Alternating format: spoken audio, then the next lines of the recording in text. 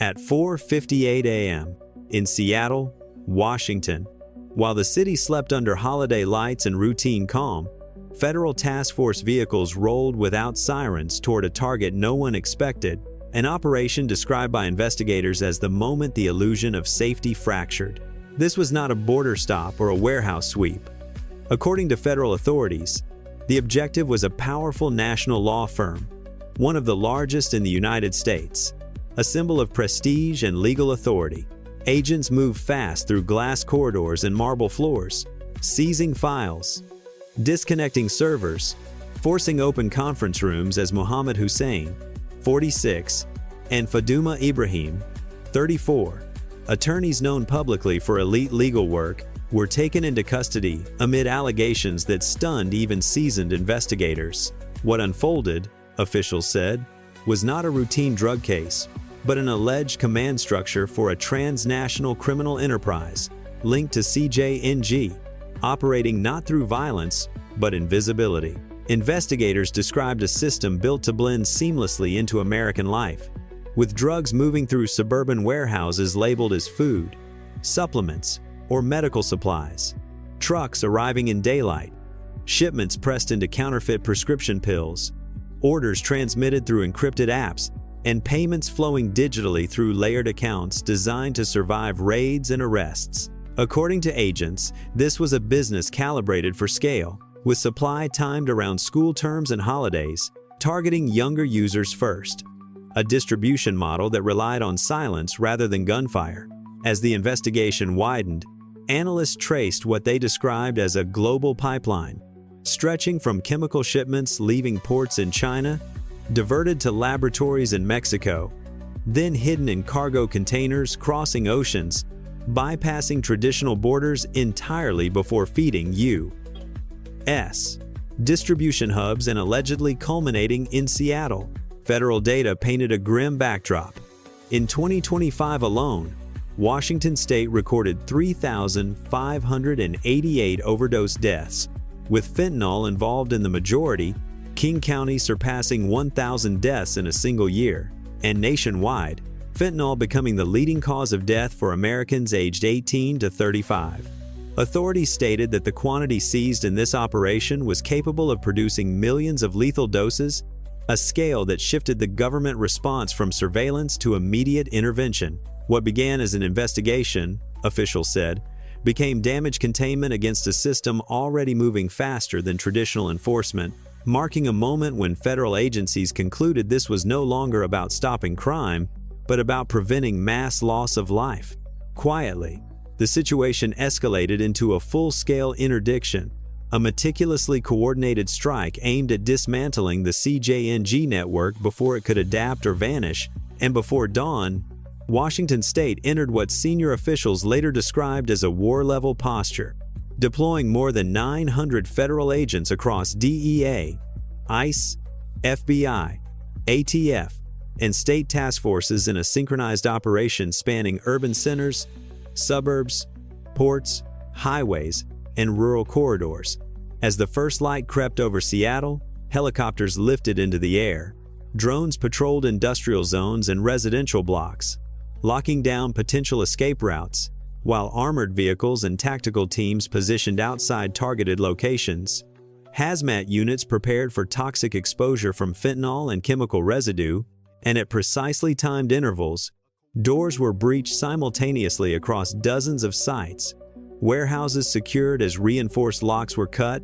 armed guards intercepted, digital devices smashed by suspects before agents gained entry, gunfire narrowly avoided through speed, and explosive materials recovered, confirming fears that violence could erupt in seconds. While at sea and port-adjacent sites, hazmat teams controlled container openings, finding tightly sealed packages of fentanyl and methamphetamine wrapped to avoid detection, and for 48 continuous hours, teams rotated shifts, executing warrants, securing evidence, and transporting detainees, culminating in thousands of pounds of narcotics seized, weapons removed, and cash and digital assets frozen mid-transfer, with officials later confirming that the operation crippled the CJNG's East Coast supply chain. likely preventing thousands of future overdoses and shattering the cartel's carefully maintained illusion of invisibility. Yet, when the raids ended and the noise faded, investigators confronted the more complex truth that the network's damage did not vanish with arrests. As financial analysts traced a labyrinth of cryptocurrency wallets, shell companies, and legal trusts designed to appear legitimate, profits moved in small, time transfers to evade detection, and legitimacy itself was weaponized through contracts, leases, and filings that passed inspections because nothing outwardly appeared criminal, revealing a system that reshaped trust, commerce, and safety across entire communities. Emergency calls and hospital admissions had quietly surged in neighborhoods tied to distribution, with families recounting repeated overdose incidents and students unknowingly consuming counterfeit prescription pills, demonstrating the hidden lethality of a network that relied entirely on normalcy, paperwork, and professionalism to thrive, while internal reviews across agencies sought to tighten shipping inspections, financial oversight, and operational protocols, acknowledging that the network succeeded because it never appeared criminal, eroding public confidence even as authorities moved decisively to confront the threat with unprecedented coordination, force, and resolve. Safeguards and vigilance are only effective against criminals who act recklessly. The Washington operation demonstrated that the most dangerous networks thrive when their operators are patient, disciplined, and willing to wait, and federal briefings stressed that while the raid dealt a major blow, it was not the end but a warning that cartels had learned how to exploit America's open economy, logistics systems, and trust-based institutions, and that they would adapt and reappear in new forms. Investigators concluded that this network relied not on fear or chaos, but on comfort, the quiet assumption that danger always looks dangerous. And by the time that illusion was shattered, harm had already reached deep into homes, schools, and families, manifesting not just in pounds of drugs or stacks of cash, but in broken families, eroded trust, and the quiet spread of fear across ordinary American life. With public health data revealing rising overdose deaths in suburbs and small communities once considered insulated, emergency responders recounting calls to homes with no history of crime or warning signs, and families asking in stunned disbelief how such devastation could arrive silently, often through pills mistaken for familiar prescription medication, one dose sometimes proving fatal. Older Americans, raising grandchildren or caring for adult children struggling with addiction, faced the impact differently, but just as profoundly, as communities built on social trust grew suspicious and anxious, wary of packages, deliveries, or sudden behavioral changes. While first responders, paramedics, firefighters, officers experienced fatigue, frustration, and psychological strain from repeatedly saving lives, sometimes failing despite their best efforts. And faith leaders, school administrators, and community organizations were drawn into addressing grief, anger, and fear, realizing that the threat had not come loudly or violently but quietly through systems the public trusted. Federal briefings emphasized the sobering truth that the crisis cut across age, income, and background, affecting veterans, students, professionals, and retirees alike, with no obvious street-level signs to avoid, as the cartel exploited familiar channels, shipping routes, online platforms, and everyday transactions, making traditional crime prevention insufficient and leaving investigators to stress that combating cartel-driven drugs required awareness, communication, and community vigilance alongside enforcement, with families having honest conversations, institutions adapting quickly, and communities remaining alert, because until these vulnerabilities were addressed, the threat remained quiet, patient, and waiting. By the time briefings reached Washington, one conclusion was unavoidable. The Seattle operation had not merely dismantled a cartel cell, but exposed a new phase of the drug war inside the United States, a phase in which threats no longer respected borders or fences but learned to live comfortably within American systems. And while the crackdown had severely disrupted the CJNG's East Coast supply chain, preventing thousands of shipments and likely saving countless lives, federal leaders warned that cartels would adapt, testing new routes, concealing operations behind legitimate fronts, and applying the same discipline that allowed them to hide in plain sight, proving that these organizations now function less like street gangs and more like multinational enterprises, studying markets, tracking demand, and constantly evolving to exploit opportunities wherever they arise. Criminal networks exploit technology faster than regulations can respond, and they rely on a single, dangerous assumption that most people believe that something this brutal would be easy to recognize. And it is precisely that assumption that allowed the Seattle network to grow, forcing institutions and the public alike to confront uncomfortable truths. Open economies rely on trust, logistics on speed, legal and financial systems on honesty. And when those strengths are manipulated, damage spreads silently and efficiently, making the threat far more severe because it operates not through noise or chaos, but through routine and comfort.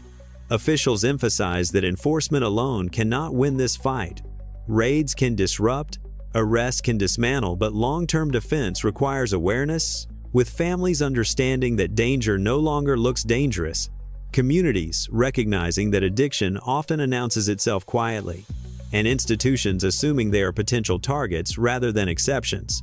A lesson particularly acute for older Americans accustomed to visible, violent, and localized drug crises, because this threat arrived through familiar channels, using familiar names, and wearing familiar disguises, walking through doors rather than breaking them, proving that when agencies coordinate, share intelligence, and act decisively, the system can fight back, stripping away the cartel's invisibility and collapsing supply chains. But officials warn that such victories must not breed complacency, because the most dangerous moment in a long fight is believing it has been won. The Seattle case offered no ending, only a signal to law enforcement, policymakers, and the public that the threat remains real. Methods will evolve, and the cost of ignoring it is measured not in dollars or seizures, but in lives, revealing a weakness not in one city or one institution, but in how modern society interprets danger, having long assumed that crime is loud, chaotic, and visible, when in reality, the most destructive threats now move quietly through systems we trust, institutions we respect, and routines we depend on, exploiting legitimacy, paperwork, and professionalism as shields, and for years, that belief worked in their favor, demonstrating that the lesson is not merely about drugs, but about complacency in an open society built on trust, which becomes a vulnerability when assumed rather than verified, when speed replaces scrutiny, when reputation substitutes for accountability, and when normalcy discourages hard questions. The families destroyed by fentanyl and the affected communities did not fail. They operated under assumptions that no longer hold in a world where criminal networks study our systems as carefully as we build them, showing that enforcement alone is insufficient, and prevention now demands awareness at every level, with institutions questioning safeguards, communities discussing risk openly, and families understanding that danger no longer announces itself, because silence is no longer neutral, and when systems are quietly exploited, inaction becomes part of the problem. Yet there is also reason for measured hope, because when agencies coordinated, shared intelligence, and acted decisively, the system worked. Supply chains were broken, routes of operations collapsed, and lives were likely saved, proving that vigilance is not paranoia, and accountability is not optional, but essential for survival. With the choice now extending beyond law enforcement and policymakers to the public, requiring everyone to stay informed, engaged, and questioning of routines, understanding that modern threats are patient, disciplined, and waiting for indifference,